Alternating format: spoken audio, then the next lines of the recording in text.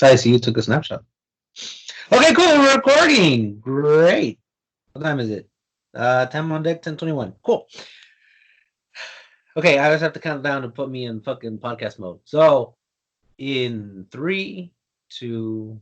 Hello, hello, and welcome to the Complete Appropriate Podcast. I am Frank, along with a guest host like no other. We are here with Mr. Hi, I'm Tim Napier, here hanging out. Yeah, Tony couldn't be here with us today because he had to do a little something, and he had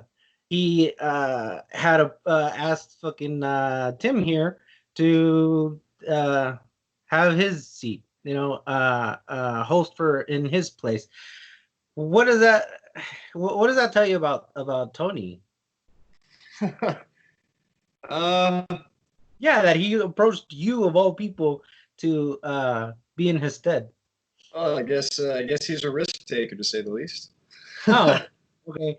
Yeah, because I was telling him, I'm like, dude, the guy really likes you. Like, you two fucking clicked like magic. And he's like, you're delusional. And I'm like, I'm telling you, he really fucking likes you. And I haven't uttered that phrase since high school. So, yeah. To be honest, a lot of the people I talk to tend to be they don't tend to be free thinkers. So it was nice coming on and meeting you guys and having conversations with people that weren't gonna be pearl clutching and get offended and be like, oh, like what did you say, like my sensibilities. Like, yeah, so then, yeah, you guys you're good guys. You'll actually talk. You'll push for an opinion, but you'll listen to just about anything. Oh, yeah, of course. We try to get our guests to say their piece. One of the praises we've had about our podcast is that we're not politically correct. Like, there's no political correctness with us. But sometimes there is, because, our most faithful guest, for example, most faithful listener, for example, she got after us for saying tranny. And she's like, it's transgendered. And I'm like, oh, okay. So, yeah, now we say transgender person. Just so we get our most faithful listener mad. But yeah, so then last time you were here, you were talking about how, or you had mentioned that the reptilian theory is a globalist theory. Yeah. Yeah. So then, by that logic, so then the Anunnaki theory is also a globalist theory. Yep, I would say that a lot of the alien theories, if I prefer to just call them theories rather than conspiracy theories. That term, term's dirty, but I would say that a lot of these theories, they are globalist agendas, and they all feed into the same end game. You can see, like, the concept of aliens attacking Earth. What's the immediate result? It's that, okay, well, all of humanity would then unite against a threat that was foreign to the human race. So all humans would suddenly be on one team. No nationality, no language, no religion. All that shit would become irrelevant because now they're searching out to kill all humans as a species, and we would forget a lot of our divisive features as we had to survive and defend each other, as a species. And a lot of that theory would involve the dissolution of borders and one world government. We'd have the Human Federation or whatever. I mean, that's the Star Trek theory, is the socialist utopia. Yeah. Because see, I'm not subscribed to the ancient astronaut theory, but I do find some of those theories to be probable. Because the laws of probability demand that we are not alone. We're not the only ones. Yeah. I definitely hear that, and the conversation becomes difficult, especially when you try to have it with people that are very religious, because it's the ideological sunglasses, they can't take those off. So they're like, well, I know I can't see the world in that view you're describing because it offends my version of reality or my preferred version of reality. But for the most part, yeah, I agree. They're very interesting theories, and some of them seem to have some weight to them that I don't think can be easily ignored. I don't really buy into the Planet X Nibiru thing. Right. The concept of the far and away planet that's getting closer and closer, and I've heard theories that it's responsible for the rising temperatures and like everything else. Yeah. It just seems very, very, very 2012, very Y2K. I'm not buying it. Well, people like to get scared. That's why horror movies are so great. But other than that, it's exciting yet fun, but mostly exciting to think, shit, we're all gonna die. You Yeah. know. Well, what I think is interesting about that is like when you think Lovecraft, right? Did Yeah. his theories drive him insane, or was he insane and conjured up those theories? Because you see it happening now with Q. People are losing their minds. Their versions of reality are melting, and now they don't know what's real. They don't know if there's alien people. They don't know if there's lizard people. They don't know if it's cannibals. They don't know, if there's secret networks and societies and cults. And then they watch things like American Horror Story and everything else, and they allow themselves to build this fantasy universe that scares them in a pleasant way. Yeah, that's why the saying, you've seen too many horror movies. Yeah. Yeah, yeah, yeah. And what else? Speaking of movies, yeah, I bring it up because in one of our earlier episodes, I had brought up how Prometheus is a beautiful movie, and I wanted to like kind of dive into it because I was explaining it, and Tony was like, "No, we're not gonna get into it." But you're an open book, so yeah, I'm like, "Shit, let's talk about this."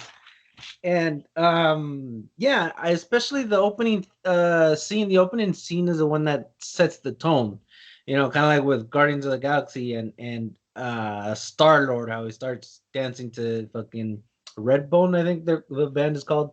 But yeah, it sets the tone for the rest of the movie. So then the opening scene here in Prometheus sets the tone for the rest of the movie.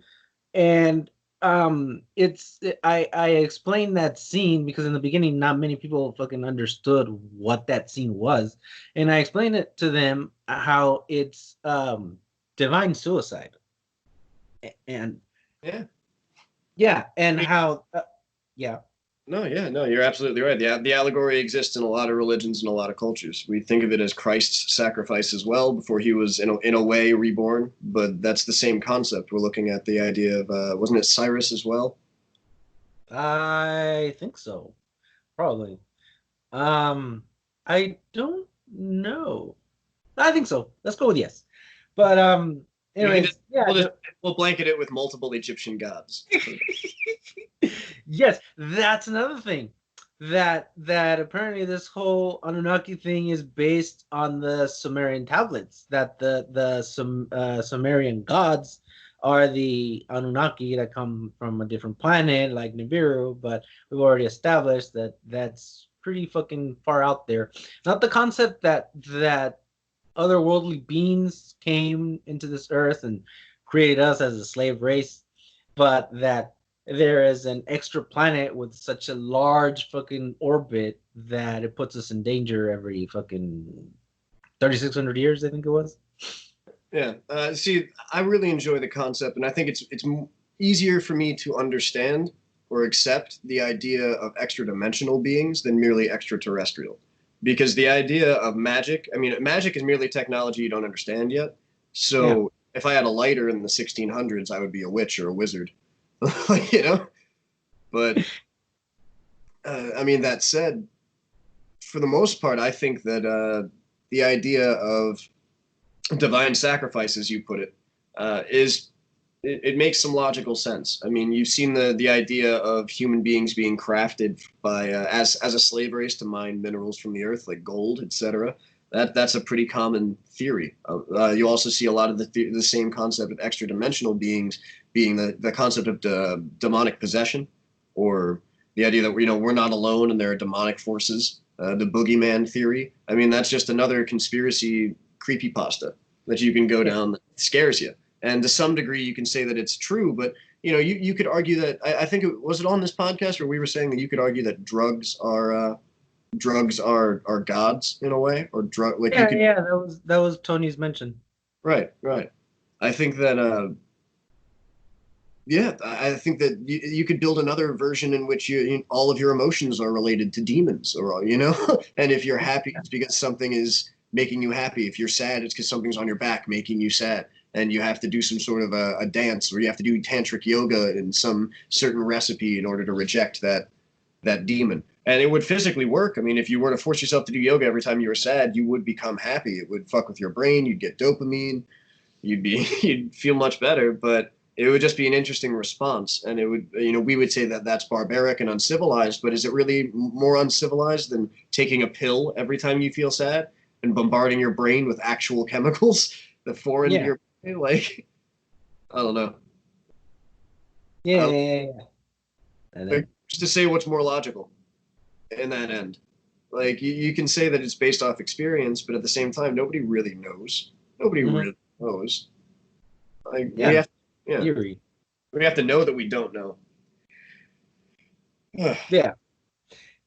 And then speaking of all of that, well, actually, I'll bring this up. So then drugs were very popular in the 60s because it was believed that drugs were a way to bring you closer to God because of all the hallucinogenics and shit. I mean, you get a lot of the New Age movements, a lot of the New Age and New Faith movements, they mimic the UFO movements and the UFO theories. If you look at the way that they function, a lot of these death cults, unfortunately, usually involve aliens coming back to get your soul, or a comet coming back to capture your soul as it comes closer to the Earth, and you got to kill yourself at the proper time.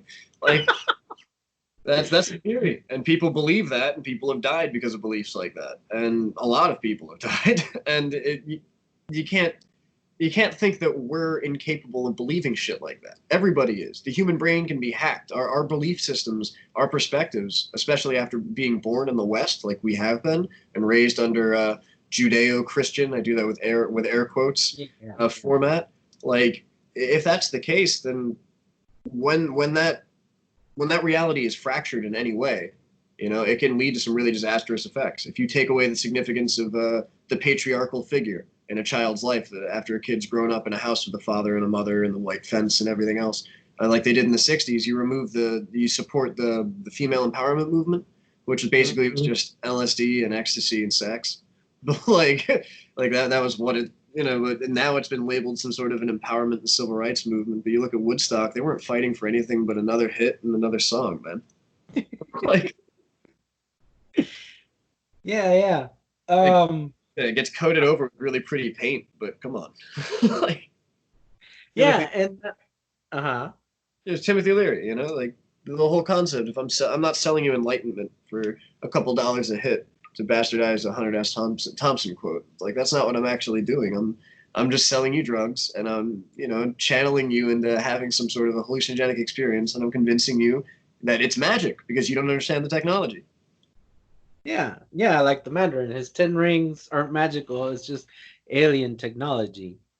I'm a nerd, so especially Marvel comics. But and then that's the same story. If you want to use comics as a good allegory, that's Superman's a fucking alien. Everything's been an alien. If you look back, most of the things that we consider to be special in any way have some massive element that's this shit. They're either a demon or an angel or an alien or some sort of technology you don't understand that equates to magic. Magic is hugely infused in all of our belief systems. Yeah, and then with fucking Zack Snyder, all those Jesus references, and there is that theory, because it's not so much an argument, that Jesus was an alien. Yep. That also feeds into the same sort of theory of the Gnostic masters, to say that Jesus had ascended to a level of divinity somehow through his understandings of the way the world worked, like some sort of druidic knowledge that allowed him to perform miracles and everything else. And then, Buddha was another Gnostic master, and there are other examples throughout time. That's another theory. And if you look, they're very similar. Like the concept that all of our great citizens on this planet have been from somewhere else, and all of our villains have been reptilian or underground dwelling or what have you. I mean, there's as much evidence for that as for anything else. But at the end of the day, we have to realize these people are human. So the dehumanizing aspect of that rhetoric is what makes propaganda so powerful. First, I get you to look at your enemy and forget that they're human, and then I get you to separate yourself from them so fundamentally that you can never see their perspective. Because it's like nobody wakes up in the morning and says, "I'm going to be evil today." Not even Nazis woke up And we're like, today I can't wait to go out and punish and oppress some people. No, everyone thinks they're fighting for altruistic good. Everyone thinks they're fighting for themselves in a good way. I mean, even the fucked up, for the most part, it's a very small percentage of fucked up people that are willing to say, yep, I'm going to go out and hurt some people and it's going to feel great. Like that's a really small percentage. Yeah, you had brought it up that you went through that phase, but that was because you had, so much anger built up inside you that you were just looking for a way to blow some steam. But yeah, that's completely different from what you're talking about here. Yeah. Yeah, we're all, somebody once told me our souls aren't or we're not black and yeah, our souls aren't black and white, black or white. They're both, they're all gray because it's a little bit of fucking a little bit of good, a little bit of bad, a little bit of both. So yeah, I think I prefer the two wolf parable. That inside every human there are two wolves, one of light and one of dark, and whichever one you feed more will eventually eat the other one. And your life is supposed to maintain the balance because if you're going to need them both. Mm-hmm. Like you can't, So it's like because patterns of behavior. Like, have you ever listened to Jordan Peterson? Oh yeah, definitely. Especially the way that he describes patterns of behavior, it's like carving out a river in clay, right? And the more you repeat a pattern of behavior, the more your brain becomes used to it, and it creates a closed loop, like a circular river. And if you start to change your behavior and go off course, if you do it enough times, you'll continue that. And if your loop is negative, if your loop is addiction of some sort, or your loop is self-destructive, it's going to suck to try to change that. But it's going to be really difficult. But if you can train yourself with patterns over and over and over, every day, like one step at a time sort of thing. You can't, because people that take on huge resolutions and shit, they can never keep them. If you're going to try to change 15 things at once, you're probably not going to succeed. You got to start slow and keep going. And once you get used to patterns, that's why like your parents teach you to brush your teeth and make your bed and everything else. Like when you're a kid, you're supposed to be raised a certain way so you know how to behave when you're an adult. And if you get the mannerisms down, then it feels natural. It doesn't feel like work anymore. I mean, you understand that from the military. Yeah. It's just apparently, No, that's it. You go. Oh, okay. Yeah, and apparently, that's why you're supposed to make your bed first thing in the morning because it's your first accomplishment of the day. And I'm like, really? But no, that goes into what my what you were saying and what I just said goes into what my shrink, because I don't know if it's the psychologist or the psychiatrist, the person you talk to was trying to get me to do cognitive behavioral therapy. And that's what it is. It's just changing your mindset, thinking like, I always use this example because it's like the first one that comes to mind. To me, the most clear explanation of fucking cognitive behavioral therapy that, you get cut off, right? And instead of saying, well, fuck that guy, or whatever, you're like, oh, well, he's probably in a hurry, and I would tell my shrink, I'm like, that doesn't help because that motherfucker, I'm validating his speeding by saying, oh, he's probably late. So then when the guy crashes into somebody, and causes bodily harm, are they still going to have the fucking validation?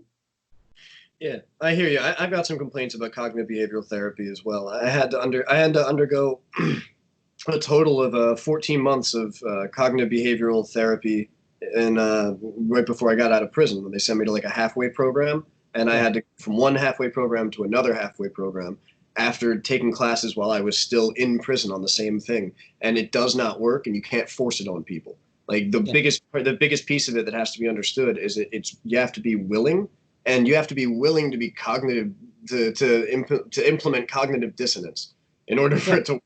You have to be like, oh, okay, so I'm just going to willingly get walked on and tell myself to breathe and say, goose fraba or whatever. It doesn't work. It really doesn't work. Like to some degree, it's all some level of hypnotism, and you can hypnotize yourself into changing your pattern, or you can change your reactions to certain stimuli over time. I'm not arguing that, but I'm saying that you can't just take a person who is in some state of distress and catch them in the middle of their intense freak out and reaction and tell them to calm down.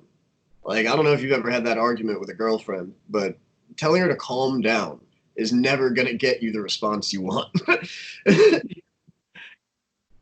Like that's not how it works. They have to become embarrassed. They have to become self-aware. The first step is to become self-aware. Oh my gosh, I'm in an Applebee's and I'm throwing drinks. You know, I'm so embarrassed in my behavior. Like that has to occur organically in their mind. And for the most part it's just not going to. People come up with excuses to vent what they perceive to be righteous indignation, but it's not, because they're walking around looking to vent it. They have a loaded gun in their pocket and they want to pull the trigger, so they'll find some reason. They'll say, you know, you said something racial to me, or you said something sexist to me, or you said something offensive to me in some way, and now I'm going to pop the fuck off.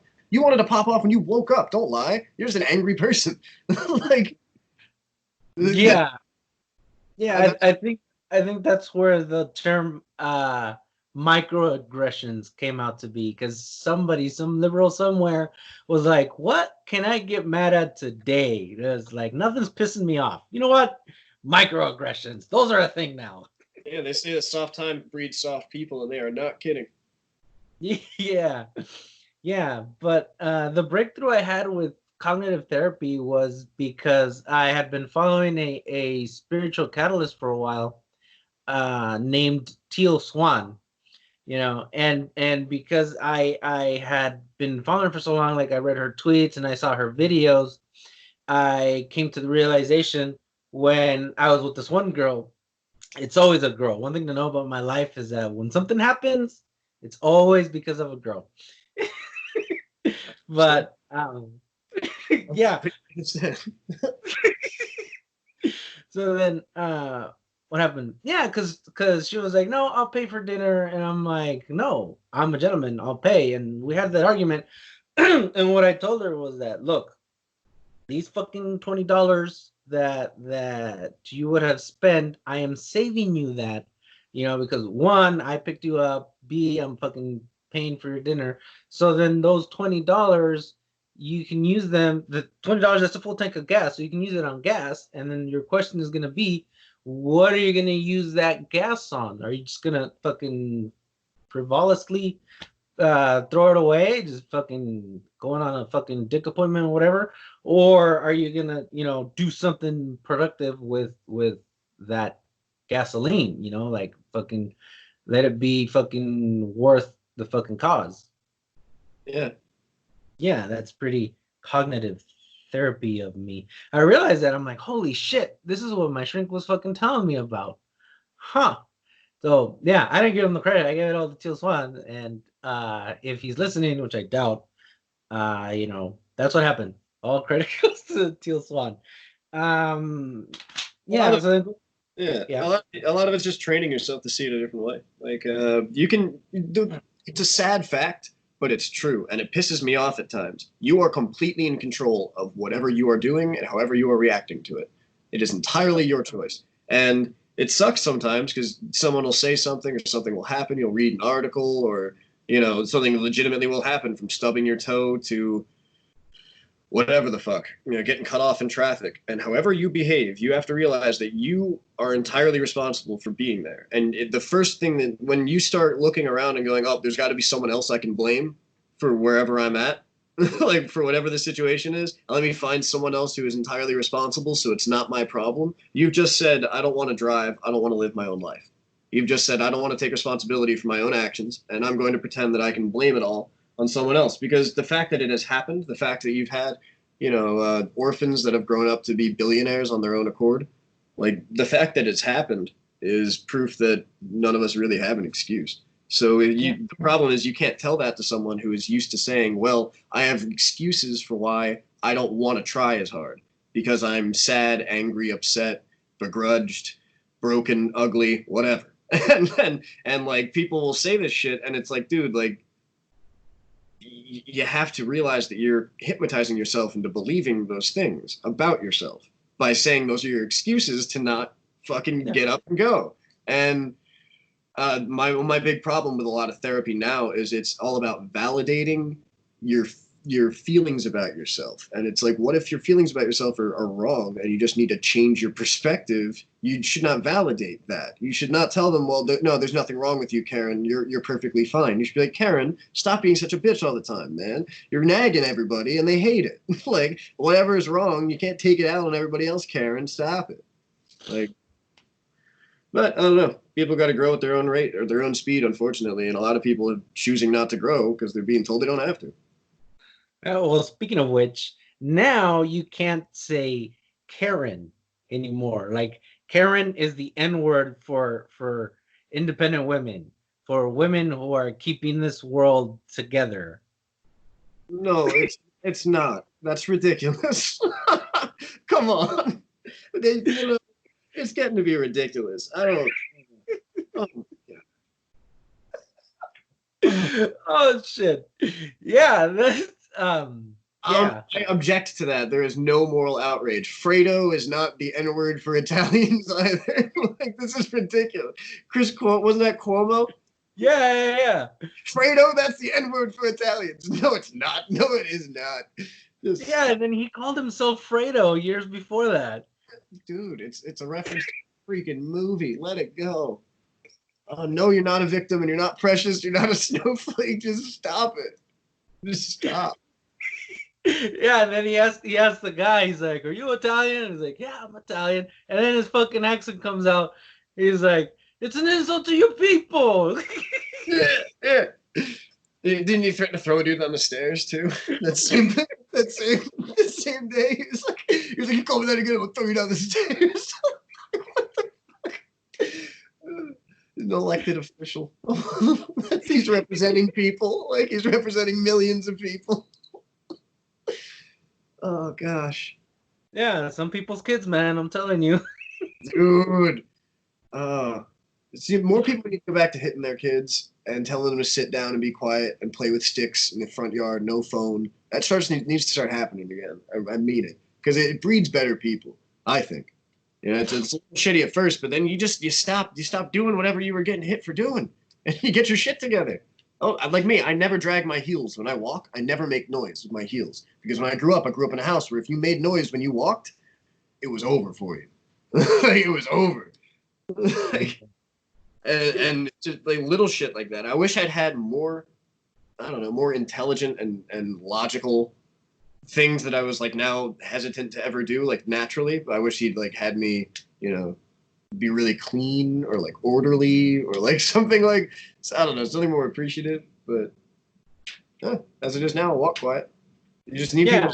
You just need people to stop telling their kids or telling their friends or telling whoever that it's okay to just grandstand because you're offended. If you're offended, you need to grow a spine. At the end of the day, like it's totally a subjective response. Yeah, I believe being offended creates character. You know, being offended, being dragged through the mud, all that shit. And what the fuck was I gonna tell you? I was gonna tell you that I don't know, I forgot. But Oh, yeah. shit. Yeah, see, that's me every fucking episode. I'm like, what the fuck? But yeah, going back to fucking Prometheus, because yeah, it's because it went off the rails for a bit. What happened? There's a scene where the engineered DNA matches human DNA, and that would validate the if it wasn't a movie, the theory that you know, otherworldly beings created us. So then I hypothesize, if that is true, that the missing link is either one, Bigfoot, or B, the missing link explains us being created out of Homo erectus. It's possible, yeah. It's possible that evolution developed all the way up into Homo erectus, and that's when something manipulated our DNA. Because if you look back through history, you've got the pyramids that all co-align to the same constellations, popping up in Mexico, Antarctica, Egypt. Where else? Where are the other ones? Mexico, Georgia, I think. No, that's the stupid thing. That's the Yeah, gangster. But no, yeah, we got Mexico, Antarctica, Egypt. I think there's somewhere else. I think somewhere in Europe. Either way, yeah, they all co-align to the same constellations, and they all look up at the Dog Star, and that's how is it possible they were built at the same time when you would have died before you traveled to any of these locations? Like you would have died before you got there. There was no yeah, quick travel. If you lived in one end of Siberia and you wanted to walk to England, you wanted to get to England, you'd die before you got there, realistically. yeah, Like you wouldn't live. Maybe one of you would, but if like 100 of you left and tried to get to to UK, it would be fucking disastrous. And how is it possible that they all organized and built these pyramids at the same time with no foreign interference whatsoever, with technology at the time that was sticks and rocks? yeah. And then the other curious thing is that when you fucking place a grid on the globe, those pyramids are at a fucking intersection and they're fucking perfectly aligned. And it's like, how the fuck did that happen if they didn't have rulers? Yeah, Yeah, I think the pyramids are off by like 1/18th of an inch. I don't even know if it's. I don't even know that they're off. I know you can't fit a razor blade between the stones. I know that each stone block weighed like 600 tons or something like that, and they had to wheel them from up to 100 miles away or 1,000 miles away in some cases. Uh, that's insane. And you're telling me that they built them with slave labor? Slaves built that? That's what just human beings can build. No phones, no technology, no. Well, then why do we stop doing things that way? What Yeah. happened in humanity that prevented us from building those everywhere? Why aren't there castles that are 1,000 feet tall? Like where's the shit? I know that in Scotland they took the castles down and they used them to build the lines that divided their property, but Yeah. that's not the case everywhere else. I mean, I don't know that a lot of when a lot of people invade, like in when Istanbul was Constantinople, right? Like the architecture was incredibly different, and after it got taken over, I mean, traditionally everything crumbles and falls apart. But we've got elements of these pyramids that are still around. It's inexplicable as to why that technology is just non-existent anymore anywhere else. Yeah, and apparently this was on, I think it was on Ancient Aliens, because you gotta watch it for fucking Giorgio Tsoukalos, like that fucking guy. But anyways, yeah, that apparently those bricks, there was no way it could have been they could have been cut by laser or hydro cut. You know, it's like, so then what the fuck cut it? Because the tools that they used back in the day couldn't cut through that, and if it did, it wouldn't have been that clean. Yeah, it's I don't know. I think the human beings have been around a lot longer than we're currently told. I don't believe the current projections on time. I think we've got epochs longer than we've described, and I think that we've had high technology before. I think it's coming back around. I remember reading the Shannara series when I was a kid by Terry Brooks, and in the books they live in a far future from now, and at some point they go through the ruins of what used to be a city, and it kind of reminds me of Battlefield Earth, that Scientologist movie. Yeah, Yeah, that fucking John Travolta was so proud of, even though it flopped. He was the only one that wanted to actually be in the movie. And I'm like, okay, John Travolta. everybody just claps and smiles. Yeah, yeah. Yeah. But speaking of movies, you gave me homework. You were like, "Oh, this one movie." I thought you were talking about the dating app for Jews, and I'm like, "What?" Yeah, JDate is the acronym. John died. Yeah. I got called an anti-Semite because I brought up watching that movie somewhere on some thread. I was like, oh yeah, blah blah blah blah blah, JDate, and like I didn't even like think about it because I didn't. It doesn't come up in my brain often that JDate is a dating app for Jews because I'm not a Jew that uses dating apps. So Yeah. like it just wasn't in my repertoire for that. That acronym wasn't in there for that. And he was somebody commented back. I was like, oh, what the fuck? I was like, what? John Dyson's it's a great book. There's two sequels. It's like, what's the problem? Yeah, but yeah. Yeah, John, you were telling me. Yeah. yeah, just John dies at the end. It's pretty good. It's by the dude who David Wong is his name. He's the creator of Cracked.com. Yeah. He's an author. He's written 2 sequels to it, and I think they might be making a series out of it at some point. I really hope they don't kill it and destroy it and gender swap and race swap it into oblivion. But if they're gonna stick to canon, it'd be great. But we'll see. Yeah, don't worry. They'll fucking gender swap and fucking watch it be called Jane Lives at the end. Yeah. But that's the reason why I never got around to seeing it. Because with a title like that, you're like, well, that spoils the movie. Did you see it? Yeah, I saw it last night, and actually, I was looking through Hulu, and because I told you, I'm like, oh, it's a Hulu, I'll just watch it before I go to bed. And the movie I was thinking of was John Tucker Must Die, and I'm like, God damn it! So then, yeah, so I looked for it on Netflix, and then it wasn't there, and I'm like, well, it has to be on Amazon. Luckily, it was on Amazon. I had to rent it, right? Which I don't mind. It was like $4, but yeah, so then I checked it out and I'm like, wow, there's a lot of good looking kids here in this movie. And fucking Doug Jones was in it. I saw him. He was supposed to be the creepy skinny guy. And I'm like, no, that's just the way Doug Jones is. And what happened? Yeah, because you were telling me that it's very Lovecraftian, and some crazy how I had understood that Lovecraft wrote it, but it was an updated version of a Lovecraft story. Well, the way that it was written, apparently, it was a NyQuil fever dream. He drank way too much NyQuil and woke up and started writing the concept of the dynamic of Korok, this existence in another, the existence of a being in another universe. So it's like, it's not necessarily an adaptation of it because it follows, you know, I refer to it as the Book of John, but it's like, because in my opinion, that book, the book itself is dense, and I've had to read it. I had to read it like 3 times to fully grasp all of it. But the concept is existential and horrifying. So it's very Lovecraftian, but I don't think it's based directly. There are too many elements that are, you know, unique. Yeah, because when I heard Doug Jones say Korak, I was like, oh, that's what Tim was telling me about. So then I Googled Korak, and it was talking about how it was this fucking organic supercomputer or whatever.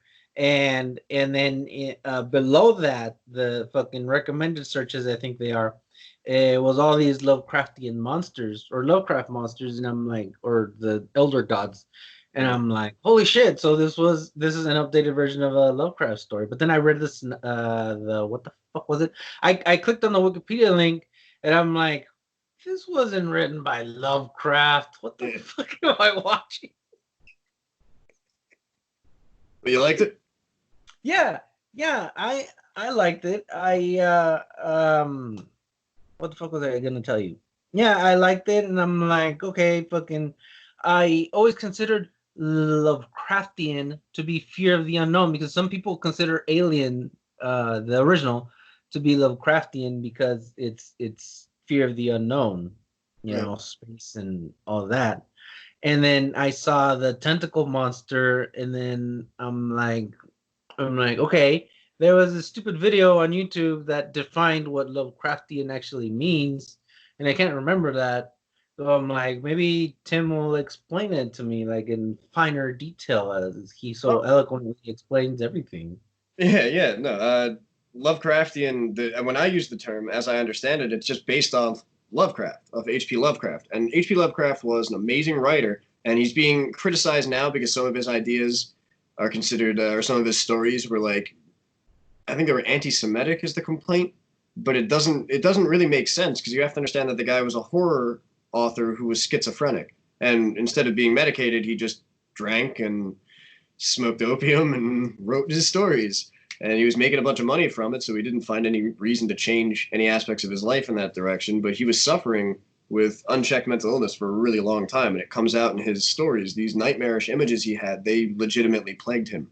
He thought about it constantly, like thinking he saw things moving in the shadows, and that it was, you know, somehow connected to one incredibly intelligent, malevolent being who is aware of you, but just barely able to reach out and touch you, and it's trying all the time. Like that sort of existential dread.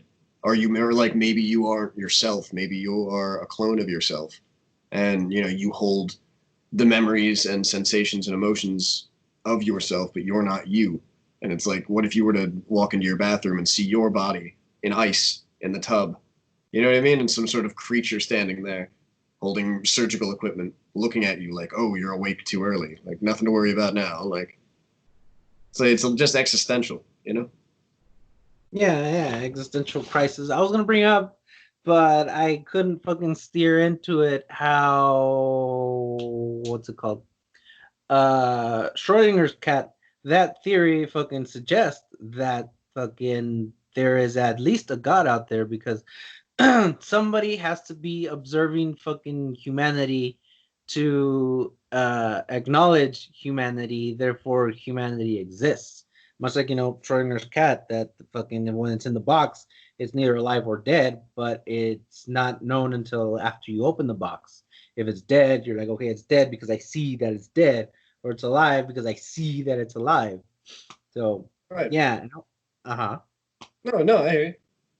Yeah, and I was gonna tie that to fucking the golden ratio and all this other bullshit, and I'm like, God damn it, because I map out these conversations in my head, but then here's one thing I admire about you is that I have a lot to say, but I can't spit it out into a cohesive thought, or cohesive fucking sentence. And I'm like, I contribute that to the fucking lack of socializing, because practice makes perfect, I guess. So, I just need to practice fucking putting my thoughts into words.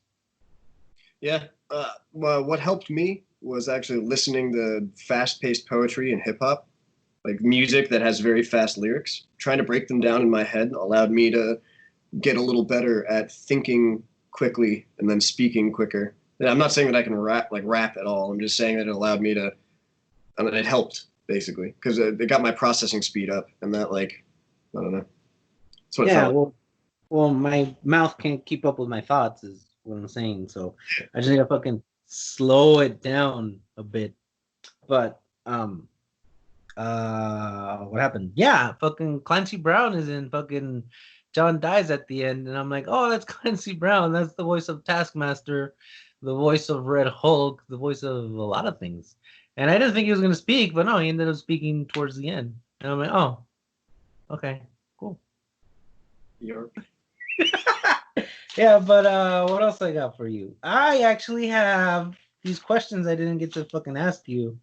And I'm like, well, I can take advantage and fucking ask them as fucking filler. But where the fuck did they go? What I wanted to know was if you were subscribed to the adrenochrome theory. Because you brought up Q twice already on that episode and this episode.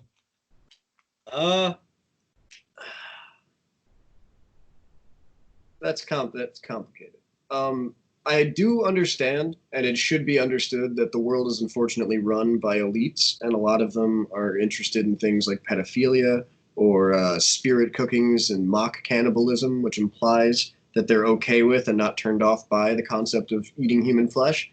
So, knowing that this exists and that's not it's not a conspiracy theory. That's absolutely real. That's part of why Julian Assange and is still where he's at.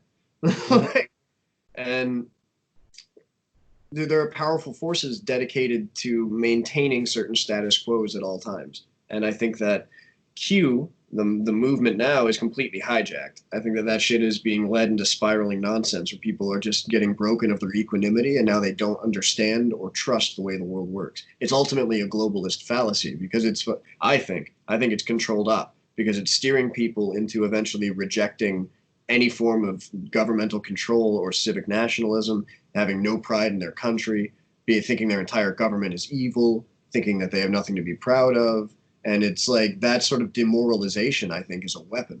And I don't agree with spreading that around. However, I do think there is some merit to the concept of the adrenochrome theory. I think pedovores exist. I think that shit is real. Right. So then you're not subscribed to the whole, you don't believe that there was a fucking supply of adrenochrome and some heroic fucking Samaritan tainted the supply. and that started getting all of the elites sick with yeah, I've heard that actually, and no, I don't believe that. Just like I think Yeah. just like I think that that dude that tried to drive a train into the naval ship that was going into the New York harbor, I don't think he was a patriot. I don't think he was trying to save anyone.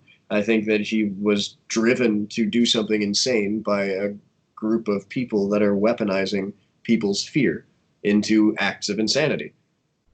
Like that's all I think it was. I think it's really unfortunate. He's probably going to do a lot of time because it's not going to be a relevant excuse. It's the same thing as believing neo-Nazi rhetoric and shooting at somebody, or believing, whatever kind of rhetoric you want to pick, gang shit. Like if you're just because you're in a gang doesn't give you the right to murder someone. So your excuse to the cops of no, you don't understand that was an op. You know what I mean? That was. So I had to shoot whoever at the movie theater who was wearing the wrong color T-shirt. Like, duh. Like, no, that's nope. You're just a fucking murderer, man. Yeah. So, to some degree, I think it's very similar. The crossover. I think that you're weaponizing people into doing things that they don't fully understand, and there's no real excuse when you try to explain to the cops. No, I was trying to stop the world sex trafficking ring because Jeffrey Epstein's out. He's out of the news now. Nobody's talking about it. Nobody talks about the finders anymore. Nobody talks about any of this shit. And well, we've been sharing Epstein memes. Yeah, we share Epstein memes, but that's all it is now. It's a meme. Where's the justice? How about the two guards who were paid to go take a nap instead of fucking, you know what I mean? Yeah. There's so many people that aren't going to get justice, are never going to get satisfied. There were so many teenage girls that he, sexually abused, and they're not getting any justice. There are theories that he's out living in an island somewhere, that he's in a bunker in Israel or something. And frankly, I say that there's some credit to it. I'm not even going to say that he's absolutely dead. I wouldn't be shocked to find that he's not, because he had the money and he had the info. And, that means he's either got to be silenced or he's got to get out. Because it depends on how much weight he could wield from inside that cell. And is it easier to kill him and take him out, or is it easier for him to get out on his own? Would he be able to pay somebody? Because he had access to a cell phone with his previous cellmate, the ex-cop who was a cellmate who apparently attacked him or whatever. And he was using his phone for a while, so we know he was talking to people, and the guy was a billionaire. Wes Wexner.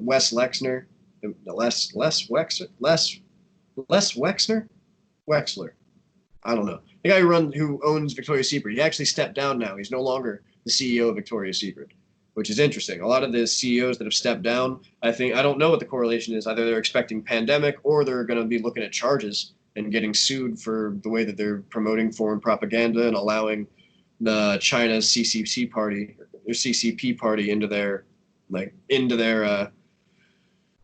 corporations. Because if you're going to do work in China, then China has to have a leg in your corporation, like from their government, because they need to make sure that they approve of everything you're selling in their country. That's so when Apple or Google goes over to China, China can say, hey, don't let people see Tiananmen Square results on Google. And Google says, okay, we won't show anyone in China what happened in Tiananmen Square. And it starts there, and then it goes into China having direct backdoor access, which is part of why, like TikTok, for example. TikTok, you're not allowed to have TikTok if you work on certain military bases or if you work in certain governmental agencies, because when you download it onto your phone, it sends information back to the server house in China that owns TikTok. So it's like taking all of your data, regardless of whether or not you want it to. And people just don't understand that it's like the world's best flashlight or whatever. It was an app from forever years ago when smartphones first came out. And iPad touches first came out, there was an app that was free, and when you downloaded it, what it was actually doing was screen grabbing and screen recording and running your microphone all the time and sending that info back to the guy who had created the app. And everyone just had this, check out this awesome flashlight app that turns on my phone's flash like a bulb. You know what I mean? Yeah. And in reality, it was something totally different. Yeah, you make an interesting point. So then, do you believe that's why Bob Iger stepped down? Because China? I don't know, because Bob Iger is still very much in control, I would argue. A lot of the decisions Disney's been making have been the same fucking decisions. So it's not run by, he was the figurehead, sure, but it's run by board and it's not run by one guy. Disney, I really don't think Bob Iger had that much power. Okay. Yeah, because everyone was saying that, or a lot of people were saying that he stepped down because of the agenda that Disney has, and he knew what was coming, and he didn't want all that backlash on him. Like, what's that one stupid movie that came out recently? The one with the stupid elves, Chris Pratt and fucking Tom Holland. Yeah, I know what you're talking about. Yeah, how there was one Like, fucking LGBT character. yeah, and it got the lowest views out of any Disney and Pixar movie ever made. Yeah, Like $2 at the box office. yeah, some shit. And what didn't help is that the fucking coronavirus hit us fucking the following week. Yep. Yeah. It's more than that. They're going back and they're editing old shit. They're revamping everything constantly, and they're. I mean, I believe that the Gamergate theory. I believe it. That to some degree they're going back and they're trying to take away everything that made a generation the way that it was. They're trying to take away all of your heroes, all your comics, all your games, and edit it and replace it with this Marxist, postmodern, watered down, repugnant version of itself. And it's going to not just turn off users, but it's going to cripple industry, turn everybody into zealots for repeating nonsense. Like those two new superheroes we were talking about. Oh yeah, fucking Snowflake and Safe Face. They've got obese superheroes now. It's not like comically obese like the Blob from X-Men. Instead, it's like just a fat chick in fucking Target jacket that doesn't fit her, and she's like, you know. And then you've got the other ones, the non-binary, which just means doesn't understand how biology and gender works. And then you've got the other one who's like safe space, Snowflake, I think, and Snowflake, I don't throws snowflakes at people. Like that's the power. I don't Yeah. Shit. form of a bucket of water. Yeah, yeah. Some shit. I don't know. But oh, and one of them is fucking it's a fat chick who gets her superpowers from a backpack that's linked to the internet Oh no, or it was internet some gas. shit. There was internet gas. Oh, okay. The internet into a gas, and she was accidentally exposed to it in a lab. What? That sounds pretty I'm fucking not going to spend my money on that. No one should have to spend their money on that. yeah, that's oh, and then what they did with fucking Moon Knight too is that fucking back in the day the fucking Nazis tainted the ink with fucking mind control substance or whatever, and that the brave fucking comic creators fucking rejected that. And I'm like, what? But yeah, they were trying to bring the whole bigotry and misogyny into Moon Knight, and I'm like, no, don't touch Moon Knight. Yeah, it's ridiculous, man. Yeah. See, the thing is, too, they're not good writers. These SJW teams, they're not good at trying to create content. So what they have to do is latch on to something that's pre-existing and try to manipulate it into something that they agree with more. And nobody wants to buy a Chinese Batman with a gay Alfred. Like, nobody wants to buy that. Nobody, and then they turn around and they say, oh, well, it's because you guys are whatever you are. You know, you're an ist or an obe or whatever. And it's like, no, you don't understand. 1% of the U.S. male population is homosexual. Like 2% of the U.S. female population is homosexual. Why does GLAAD say that 20% of all characters on screen need to be LGBT? That does not make any sense. And in fact, when you've got higher suicide rates in the LGBT community to the tune of like 40% higher, you're encouraging people to kill themselves. Stop doing that. If they're going to be a homosexual when they grow up into a sexual maturity, that's going to happen. Don't push them in any direction. Don't talk about it. It's not your business. It's how they like to have sex. It has nothing to do with you. Don't, like, what is wrong with you? You don't build a fake brand like LGBT so you can throw a rainbow on burgers and sell them for more this month and then turn around and be like, oh, there's no union, no CARB, no president, no elections. They don't vote for anything. They're not represented by this lobby group. They're getting played. It doesn't even have their interest in mind. What does gender identity and sexual orientation have to do with each other? Because if those two both exist, then any man that acts like a woman is a woman. Gay men now don't exist. This ideology doesn't make sense. Mm-hmm. You keep some consistency here, guys. And if I'm a bigot for pointing out that it's fucking ridiculous, fuck off. I don't have time for this childish bullshit. I don't. Yeah. Yeah, yeah. Yeah, I hear you. I'm right there with you, man. But yeah, so this was fucking great. I'm gonna have to fucking sign off here pretty soon. So yeah, Tim, thanks for fucking joining me for being in Tony's stead. And what else can I say? I don't know. Insert something nice somewhere around there. I don't know. Yeah, where can people find you once more? Oh, right now I'm on Telegram at No Equal. I'm also on Instagram at Tim Talks number 6. You can also look for some of my content at Coulter Culture. That's Kimberly Coulter's brand. And that's she's at Coulter Culture, like Coulter Culture, Culture. Yeah. Yeah, her last name and then culture, like fucking culture climate or whatever they call it. Like how? Um, yeah, yeah. So then, what happened? Yeah, and so then our audience knows where to find us. We're right here. If you're listening, if you're watching, you found us. I don't have to spit out everything else because Tony's not here. I am a bad boy after all. All right, guys. Well, all right, Frank. See you later. Yeah, man, it was great being with you. So then, Tony normally says, "Find your happy." Well, what would you say? I would say strength through unity, unity through faith.